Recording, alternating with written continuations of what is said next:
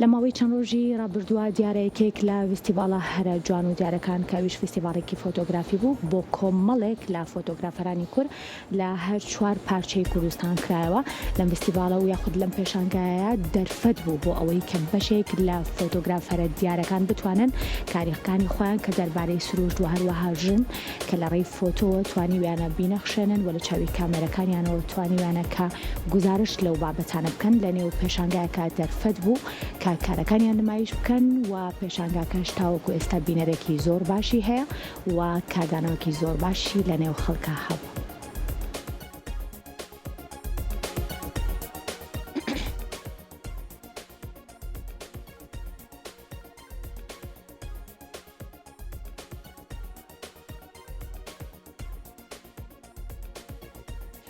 بە سەرپەرشتی و ڕێخستنی ناوەندی حەوجەنگە لە شاری سلێمانی سێمین فستیڤالی فۆتۆگرافەری کوردستان ڕێکخرا. لە فستیڤالی فۆتۆگرافی کوردستاندا کە ناوەندی حەوجەنگە بە ئامانجی کۆکردنەوەی فۆتۆگرافەرانی هەر چوار پارچەی کوردستان و خستنەڕووی گۆشە نیگە جیاوازەکان ڕێکی خستووە. ژن و کلتور و سروشت و مناڵی سەرشەقام تێمای سەرەکی وێنەکان بوون کە هەر فۆتۆگرافە و بە ستایل و دید و سەلیقەی هونەری خۆی کاری لەسەر کردووە.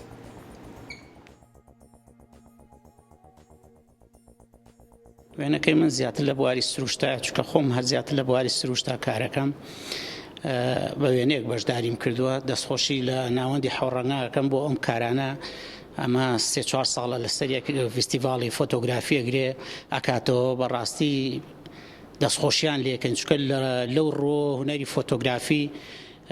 لە جوڵە کەوتووە ئەگەر هەندێک جار وەک ناوەندی حەوڕەنگە نەتوانرێت پیشانگای بکرێتەوە بەڕاستی ئەو هونەرە لێرە پەکی کەوتووە دەستخۆشیان لێکەین و دەستخۆشیش لە هەموو فۆتۆگرافەرە بەشداربووەکانەکەین. دەستخۆشی لە هەموو فۆتۆگرافەرەکانەکەم لە هەر چوار پارچەی کوردستان کە هەر یەکەی لە بوارێک لە بوارەکاندا چ کلتورە چ سروشتە چ سەرشەقامە چ ژیانی دابوونەریتی کوردەواری خۆمانە ناساندنی کولتوری کوردیە بە بەشەکانی تر هەر بەشەمان سوود وەرگرتنە لە ئەزمموی یەکتر دەستخۆشی لە هەموو لایەکە. سوودی زۆر وەرئەگرین چووکە هەمومان تێڕوانینێکی تایبەتمان هەیە بۆ سەیری وێنەکان چکە لەوانەیە فۆتۆگرافەر بە گۆشەی خۆی ئەو وێنەی گرت پێ تێڕوانینێکی بێ بەڵام بینینی من تێڕوانینێکی تر بێ بینینی فۆتۆگرافەرێکی تر تێڕوانینێک بێ بۆ فۆتۆیە.